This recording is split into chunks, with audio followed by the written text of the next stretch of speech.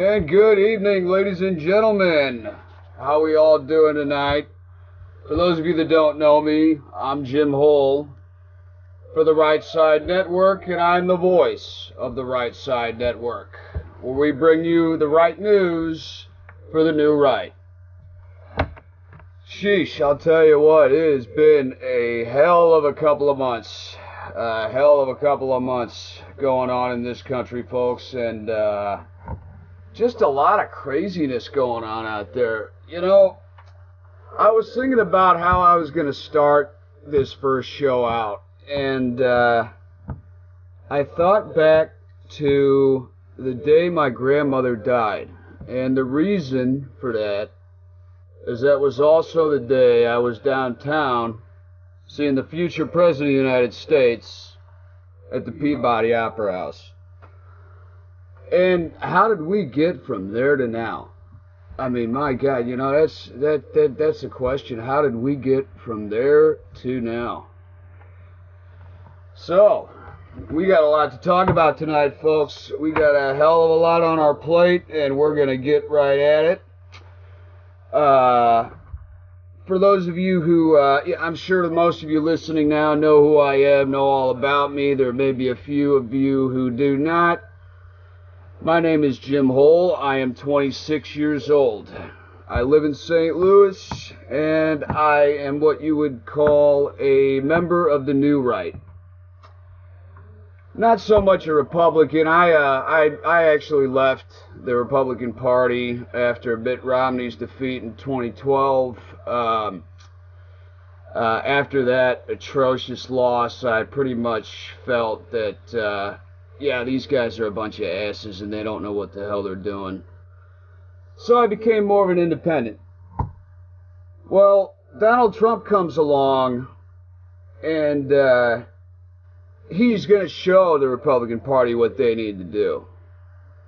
And what we witnessed here over this last election cycle is something pretty remarkable. You know, I was reading about this the other day. Pretty much what it was a paradigm shift, a political paradigm shift. And what I mean by that is this. The Republican Party reformed. You know, what used to be the party of traditional marriage, you know, strict no gays, you know, all that good stuff. Well, it's really bizarre what's going on now, because now the Republican Party are now the defenders of free speech in our country. The Republican Party has become the defenders of free speech in our country, folks. And you know, in the 1960s, I was talking to my dad about this. You know, he used to tell me how they used to march up and down for the right of anyone to have free speech, anyone. Nowadays, you go to a liberal camp, you go to WashU. You can go down to WashU right now. I guarantee you. You say something that might just be, you know, just a little bit politically incorrect, and oh my God, you're gonna pay for it. You know, the culture on these college campuses is something that's gotten so out of line. It just amazes me. It gets worse every year.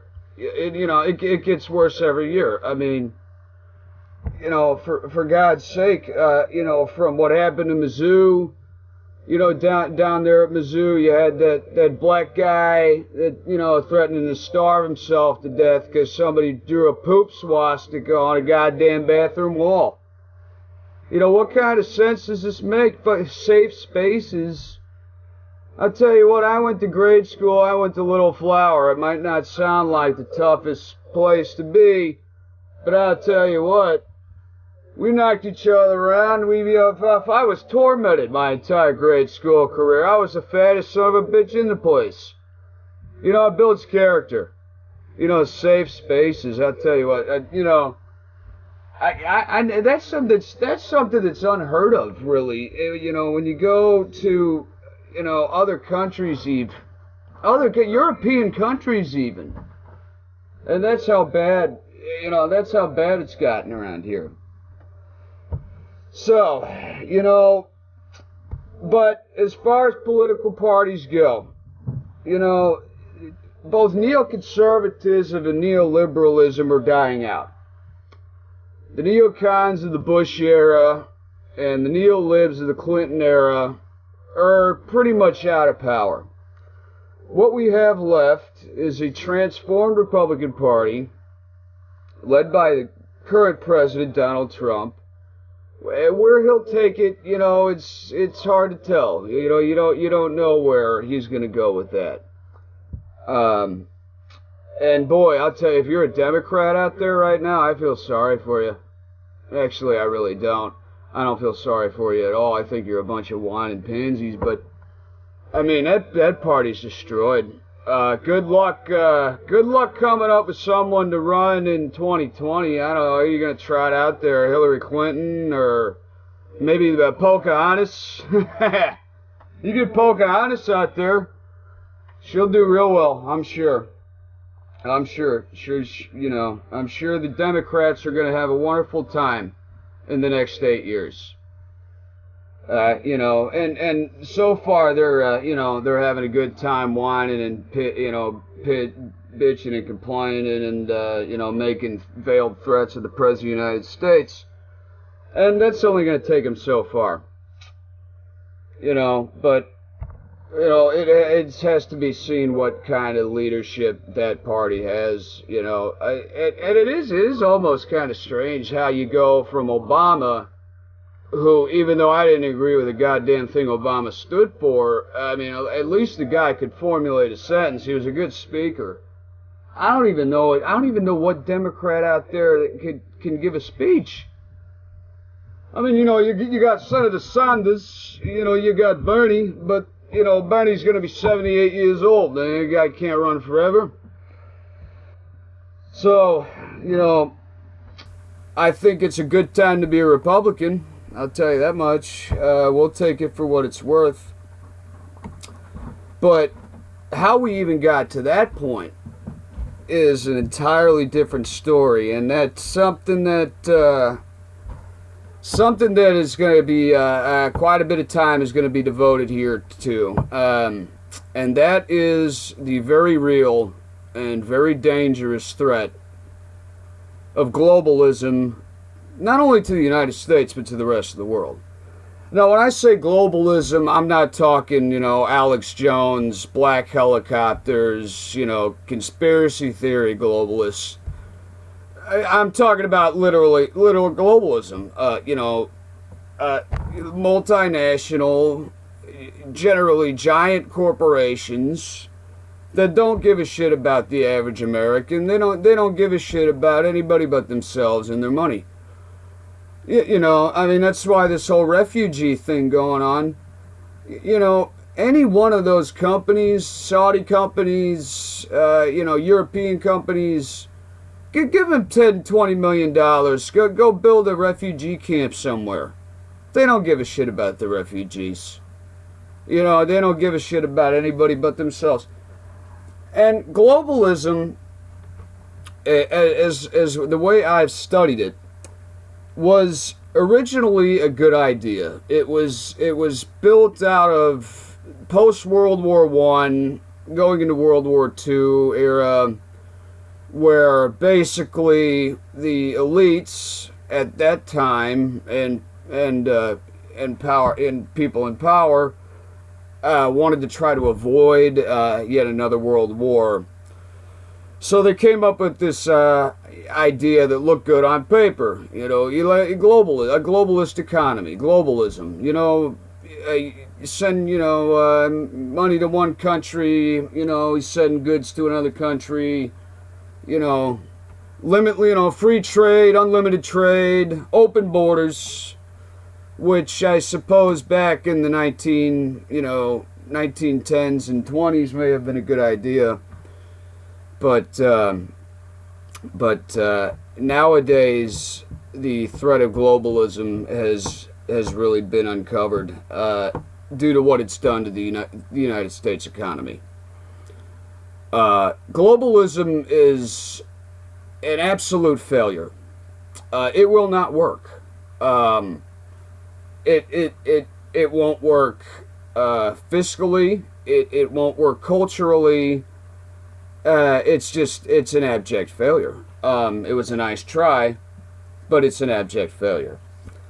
Um, you know, I happen to be more of a civic nationalist. Don't confuse that with white nationalist. There's a big difference. I believe in civic nationalism. Kind of, American exceptionalism, shining city on a hill, Ronald Reagan. And, when you throw a whole bunch of different cultures together without the expectation that they're going to try to adapt into an American society, you're going to have problems. And you're seeing that everywhere in Europe. You're seeing it in Germany. You're seeing it in France. You're seeing it in Belgium. It's Sweden. I mean, my God, they gave Donald hell for bringing up Sweden the other night. What do you know? The very next night, a riot breaks out. And these countries are just being massacred. They're being butchered by their spineless and cowardly leaders who don't stand up to the globalists. Just open borders. Anybody could come in. I mean, my God, it was revealed in WikiLeaks in a closed door speech.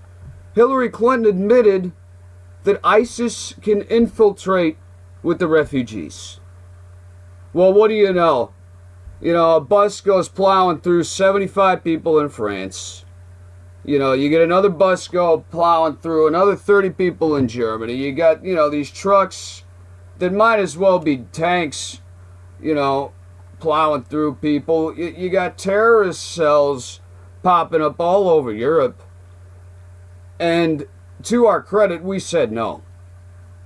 Yeah, Obama was going to try, and try he did. And luckily, the Supreme Court shot it down. But what's going on in Europe is really amazing, folks. It's unbelievable. Talk about a complete hellhole that's going on over there. It's when politicians become corrupt that the stuff like that starts happening. As far as globalism goes, or even the resettlement of refugees, they become used as slave labor.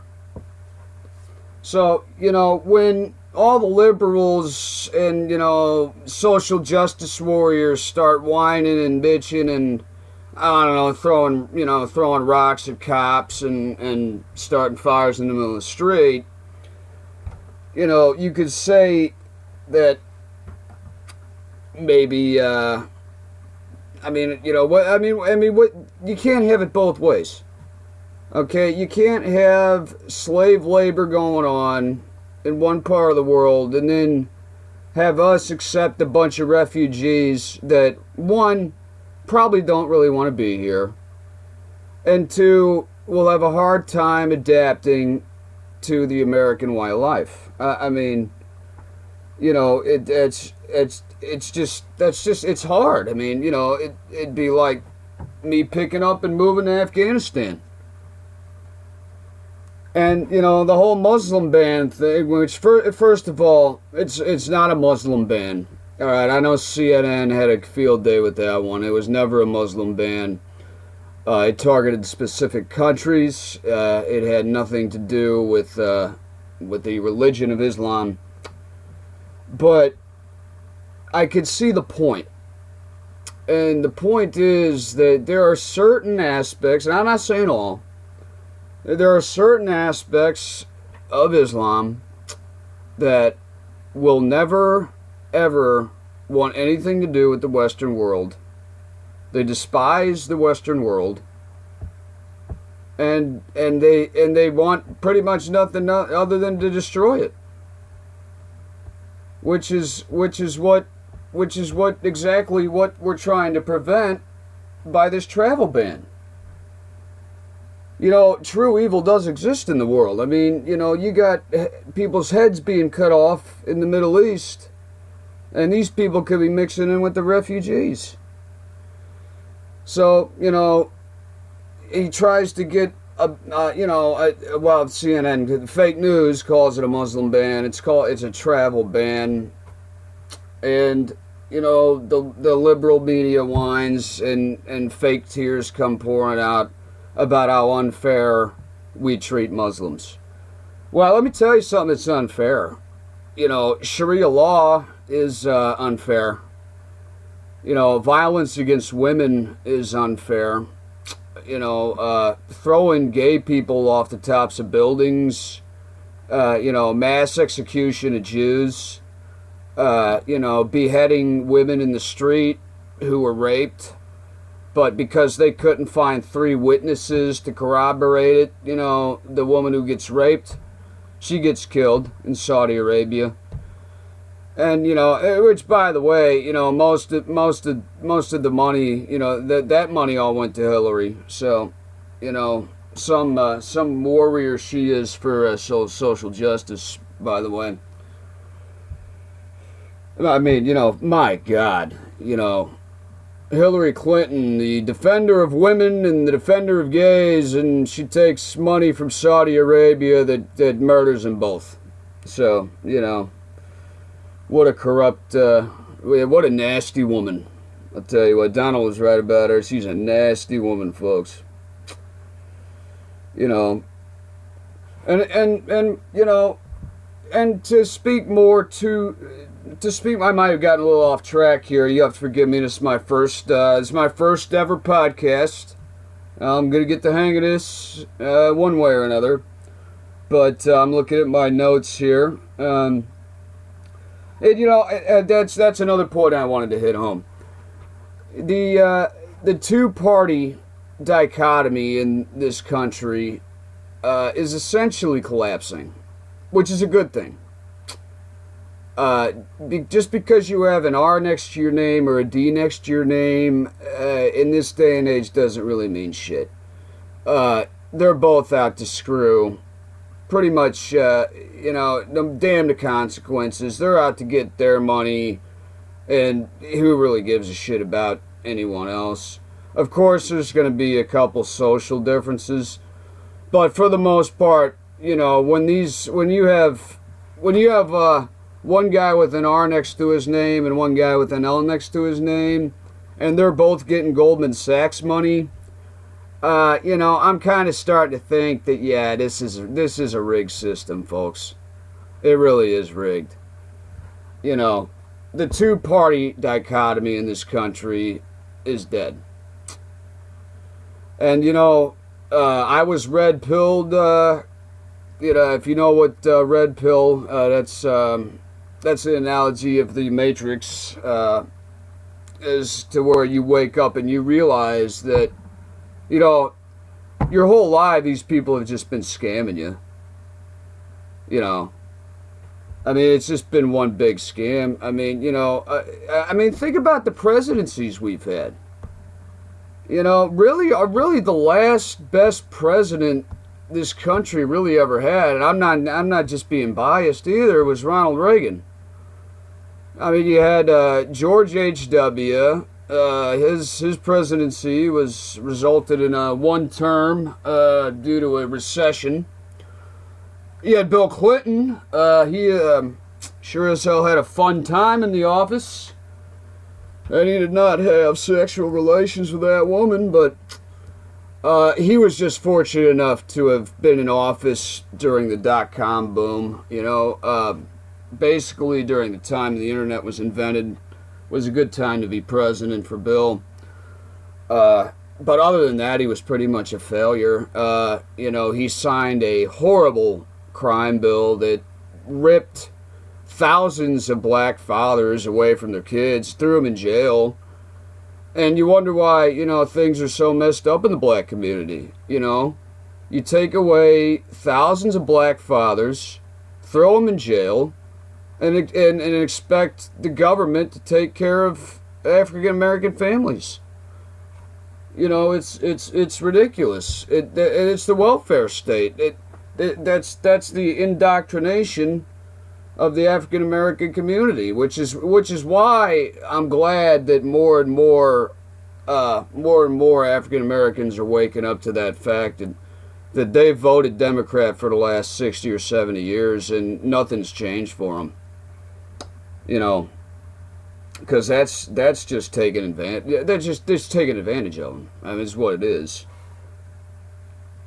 You know, and in the meantime, you know, you have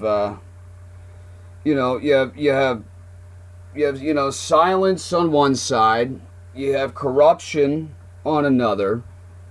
You know, Democrats, Republicans, both. You know, nothing's getting done in Washington. And it's pretty much just a game. And, you know, nothing made me happier or prouder than to see Donald Trump just go like a wrecking ball into that town and say enough's enough. You know, George W. Bush, for example. I thought that he was a good man. I did not think that he was a particularly good president, especially in the second term. George W. Bush was almost a tale of two presidencies in itself. You know, an administration that had handled itself remarkably well post 9/11. Absolutely collapsed in his last 4 years in office, which is a shame because he is a good man. But his presidency was another one that could go down as a failure. Barack Obama, you know, pretty much the same shit. And you know, the left fails to understand this, but just because he pulled troops out of Iraq and Afghanistan doesn't mean that years and years and years of war still wasn't going on. I mean, I'm telling you what, look it up. You know, look up the CIA drone program. I mean, you know, there was really no end to the war that Obama promised. It just became a silent war. Which, you know, he was a liar. I mean, you know, the Obamacare was a disaster. You know, said, yeah, you won't lose your doctor. There won't be any fines. You won't lose your doctor. Well, you know, my doctor that I'd seen for the last 2 years, he was not on the insurance I have now because the insurance that I used to have packed up and left town. I guess they got tired of these outrageous premiums too. The fines, you know, those are going out this year. So unless you follow the federal mandate to have health insurance, you could be looking at a fine of upwards of $2,000, which is unconstitutional, folks. It's unconstitutional. You know, nowhere in the history of America did the founding fathers ever get together and say, yeah, let's find somebody just for the hell of it because you know, they may be healthy enough or they may have a different situation not to need thousands of dollars of health insurance. Well, my ass. You know, Obamacare was a disaster from day one. It ushered in no support from the Republican Party whatsoever. It did not get one Republican vote. And it was clear from the very beginning they weren't willing to work together at all. There would be no solution with that man as president. It just was clear, plain as day. You know, Obama was too wrapped up in his own ego, riding the wave of his, you know, historic election. It's just a shame that his presidency turned out to be so lame. You know, with and really with more scandal than anyone ever really realized. You know, the Obama administration was good at this. They certainly were good at covering shit up. From Benghazi to Libya to Yemen to Syria, to the silent drone wars, kids being bombed in the street, the bombing of Assad's forces, trying to target, accidentally on purpose, bombing of Assad's forces. Obama had plenty of scandal. There's nothing new there. He just hit it better. I mean, there was not much to write home about President Obama. Which is why I think for the first time, certainly I felt that this was the single most important presidential election in my lifetime. In 2008, I voted for McCain. I knew he was going to lose. I didn't feel good about it. In 2012, I actually felt worse voting for Mitt Romney, because to me, you could close your eyes and Mitt Romney sounded exactly like Barack Obama. I mean, the policies were pretty much the exact goddamn same thing. So, so finally, I was able to vote for a presidential candidate that I really felt good about. And I really, the fake media, the fake news and the crooked media and the corruption and the constant bashing of Donald Trump, so going back to the very first time I saw him on that March 11th, 2016, I knew from that day forward that this is something different. Never before has a presidential candidate gone through that much hell to get elected. I mean, it was evident that the establishment hated him. Certainly the Democratic, even establishment Republicans wanted nothing to do with this man. And yet, time and time again, regardless of what the polls said, Access Hollywood, grab him by the pussy, you name it. I mean, shit, he weathered every single storm that was thrown at him. And he won. And that's the kind of leader this country needs. I don't know any other president. I don't know any real person that could go through what Donald Trump went through to get elected. I mean, every day you turn on the TV is something new, some bullshit story made up. Another woman said that she was molested in the first class cabin of a plane, and yet no one saw it. Crap like that was orchestrated by the Clinton campaign. Which was proven. The entire mainstream media was working with Hillary Clinton. I mean, she had everyone helping her. I mean, LeBron James, every actor, every Katy Perry, and all of them. You know what it all amounted to? In the end, it all amounted to nothing for her, because she is a soulless, heartless woman who truly doesn't care about the American people. In fact, it was even admitted that she disdains average, everyday American citizens. And after that, what became clear was that there were a lot of people in this country that felt forgotten. And he stood for the forgotten men and women in this country that really got railroaded through horrible trade deals, through a horrible crime bill, through horrible, rampant, illegal immigration, and the violence and drugs pouring across the border. I mean, it can't be said enough. I've known way too many people at my young age that have OD'd of heroin.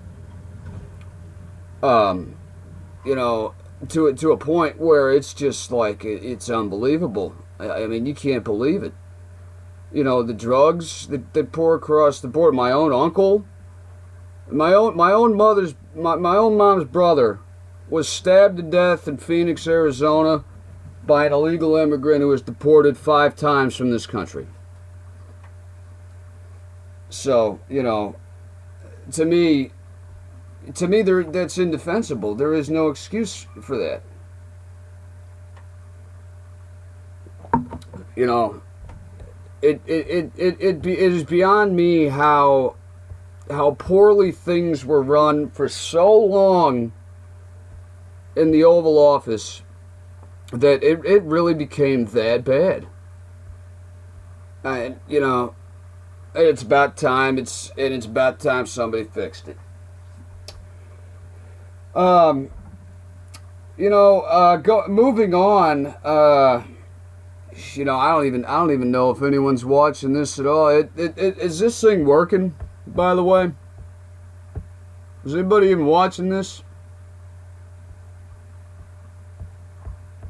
Alright, I just want to make sure this thing's working. If somebody could give me the courtesy of let me know if you could hear me.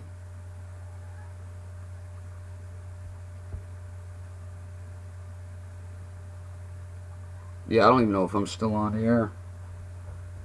Yeah, sorry about this, folks. I'm still getting used to this.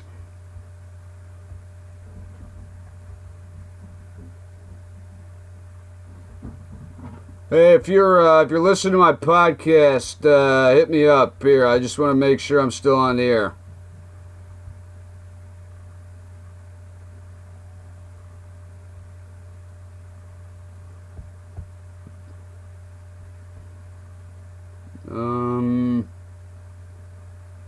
It says optimized for...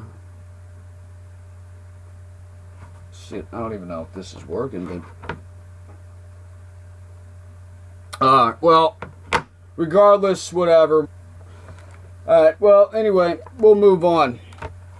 I apologize if you can't hear me, folks. I'm still trying to get the hang of this thing, but... What is on here? Hello? You know, shit, I don't know if this thing's even working or not. I think we had some reverb coming back through there. Okay, anyway. Back at it. Yeah, another thing I did want to cover today,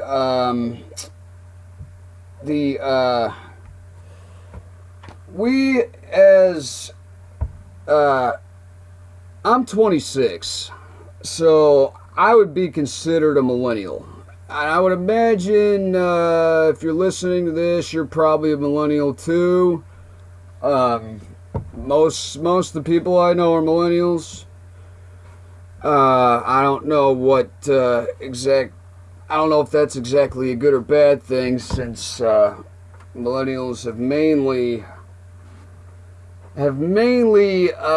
kind of been sleepwalking through the last probably the last 12 years. Not too many millennials are awake, which is not quite where I thought it would be. Now it's getting better, which is good. But when you see the social justice warrior, banning free speech and protesting people's rights to go give a speech at a college, and that whole just violent, radical, leftist extremism that I just can't stand. And somewhere along the line, millennials really lost their way, and partially it's not their fault. They've been indoctrinated with this bullshit for a long time now. Fortunately, a lot of them are starting to wake up. But The other half of us, though, um, played a key role in Trump's winning of the White House. We're talking about the ones who are awake, the ones who realize that, yeah, the world's a pretty fucked up place. The world's pretty fucked up. The government's pretty goddamn corrupt, and we need a reformer in there. So the good part about that was, in this new paradigm shift, this was really the first presidential election that took place in the full social media age. When Obama was elected, they did a masterful job of, using YouTube and stuff. That has since been perfected even more over the years. And to a fact that I was amazed that Donald Trump at the age of 70 was able to understand more about the power of social media and the ability it can have on propaganda to aid your campaign than really a lot of people who were 20 or 30 years old. I mean, you don't become that well off by being stupid, but I'll tell you right now, Donald Trump is not stupid. Just to have that understanding at the age of 70 at what social media could do for you is pretty remarkable, in my opinion. That and the fact that he paid off that Project Veritas guy, I thought that was he got on with him early. Probably one of the better moves he made. Proved a lot of voter fraud. Right now, apparently he's working to take down CNN. So, we'll see where that goes. But I'd love to see CNN take it down a couple notches. A bunch of whining bastards over there. I saw on the news today that I wrote it down. Jake Tapper was morally outraged and highly upset that he did not receive an invitation to the White House. I don't know. I guess they had some sort of, just private gathering with press after Donald went and made his CPAC speech, which turned out to be a really good speech. If you haven't seen it, I'd recommend watching it. It was pretty good.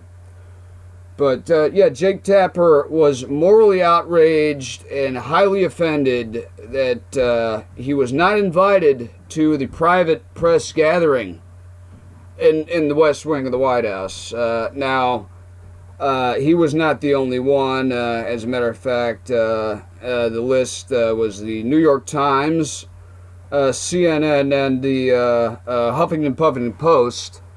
Actually, they were all blocked from the from the private meeting. And you know what? Good for him. Good for him. I wouldn't want those people around me either. The ones who just spread lies and tell fake news about you. So Jake Tapper's just going to be he's just going to have to get over it, I guess. I know we feel so badly for him. I think there's a lot more important shit going on in the world today. We're expecting a new release of a somewhat touched up travel ban, I would imagine, in the next coming days. It's going to be interesting to see. There's no doubt in my mind that many states will refuse to enforce it. There will probably be many lawsuits filed, regardless of whether it's constitutional or not. That's just how much they hate the sitting president. But something's got to be done to really curtail, the refugee crisis that's going on in the world right now. And there's nothing wrong with having sensible and stringent screening methods. I mean, I couldn't imagine, these people who are refugees from Syria. The director of the FBI came out and said that, in fact, no, there is no way of knowing where these people came from or who they are. Now, if that's the kind of risk you're willing to take, if you want to let, 3,000 or 4,000 people into your country who may or may not agree with many of the values of the Western world, do it at your own peril. But that's not something I'd want to do.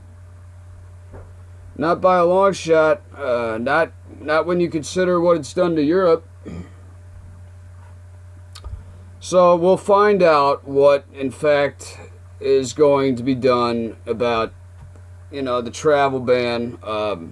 Apparently, it will be the same kind of format. However, it's rumored to actually be all refugees from any country, to pretty much make it foolproof that you can't just say that this is, segregation or some nonsense. And not to mention it's a temporary ban. It's a 9-month ban.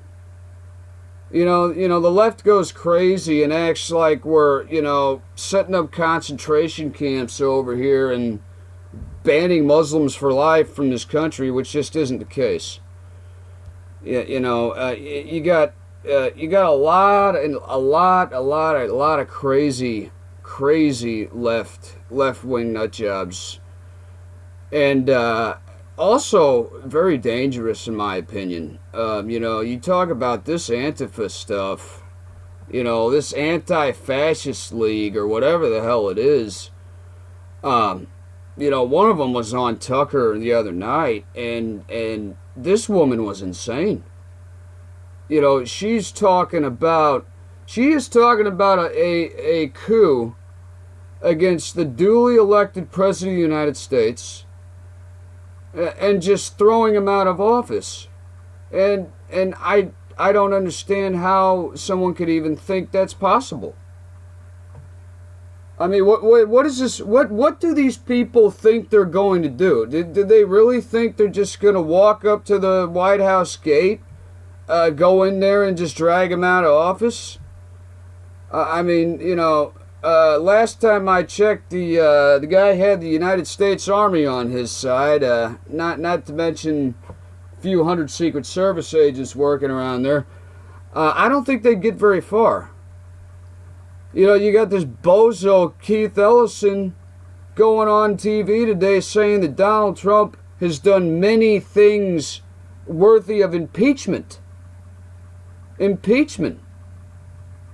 The man hasn't even been in office a full 2.5 months.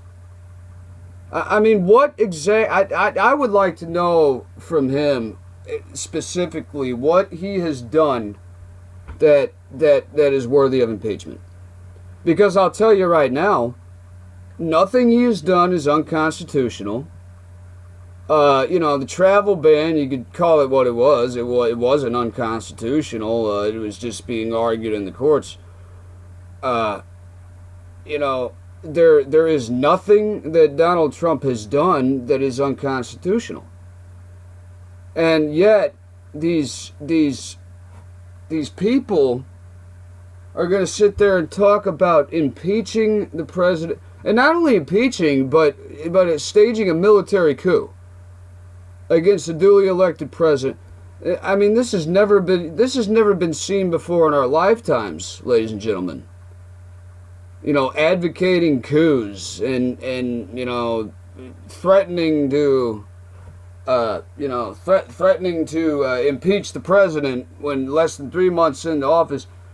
They had Robbie Mook, Hillary Clinton's old campaign manager on the other day. I just happened to be watching it. He compared this guy had the audacity to compare the Russian hacking, interference, whatever the hell they're calling it now. I don't believe a word of it, but he compared that to 9/11. This guy had the nerve to compare the fact that the Russians may have broken into Podesta's Gmail account, which, by the way, his password was literally password. Which leads me to believe that that may not have been the Russians doing that. That literally could have been a 400-pound guy in a room to break that. I mean, I don't know. I don't know where the intelligence agency. It's not that I have anything against the intelligence agencies. It's their leaders is what I have a big problem with. You got James Clapper, the one who was certain that there were weapons of mass destruction in Iraq, is now certain that Russia interfered in the United States election. So, I would be a little careful before I bought into that one. Because to me, that just sounds... I mean, what proof do they have? Literally the only proof that I have ever seen or heard that Russia had anything to do with our election was an intercepted phone call where one Russian diplomat congratulated the other that Donald won. Well, no shit. They just defeated a woman who advocated a no-fly zone in Syria, which would have resulted in her shooting down a Russian fighter jet that could have set off World War III. So, how they're so amazed that Russia was thrilled that Donald Trump won is beyond me, for one thing. And for another thing, there is no proof. There is no proof that Russia hacked or did anything to the United States election. And if there is, why not show it to us? I mean, what are we, stupid? The American citizens, they can't see the proof. That's because there is no proof. All right, the Obama administration was pissed. They just wanted to delegitimize Trump's election, so they blamed it on a bunch of Russians and tossed a bunch of diplomats out of the country. Which, by the way, could have been dangerous, really. If you're gonna fuck with, when an outgoing administration fucks with an incoming administration, it usually doesn't go over very well as far as diplomacy goes. And I think that they're still having some problems with that. So thanks a lot, Obama. You really did a smash-up job there at the end. My God, Russia. It hacked the election. I don't even know what that means. How do you hack an election? You can't hack an election. There's no such thing. It's ridiculous. Comparing it to 9/11. Boy, I'll tell you, it's like the left gets crazier and crazier by day. To a point where I don't even know what they're gonna. They better pace themselves, seriously. This guy's got another 3 years and 3 years and 10 months left in office. If they're gonna be like this every day, they're gonna wear themselves out pretty quick. The man hasn't even built the wall yet, and they're already talking about impeaching the guy. But that is the state of things in the world today. I'm very optimistic at the first how the first 100 days are going. I think that I think he is accomplishing a lot. I think we're seeing a lot of positive change. I think that for the first time in a long time, there's an actual hope that, the future might be better now. Because, for a while there under Obama, it certainly didn't feel like the future was going to be very good. I would know. I had the luxury of starting college right when the Great Recession hit. and our family never really fully recovered from that still. So, with Trump in office, it's a whole new ball game. I think so far he's doing a great job. I think he's doing everything that I voted for him to do. And also, for the first time in a long time, we have a president that actually seems to be proud of his country. Obama never really felt, it never seemed that he was proud of the United States. I believe that Donald Trump loves this country. And I believe he really does want to make it great again. And with that being said, I know this is going on a little long now, but, I wanted to run down a lot of things. I wanted to see how this podcast worked out. If it was a little choppy and a little sloppy there, folks, I apologize, but I will get better as time moves on. But it is certainly true that in these times we all have to be there and be an eye and ear for corruption ourselves. Because, my God, the media certainly ain't going to do that. So just be vigilant, my friends. Be vigilant out there. Watch out for those lunatic lefty snowflakes.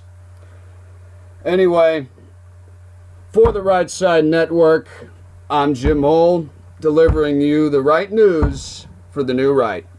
Have a good night, my friends. We will talk to you soon.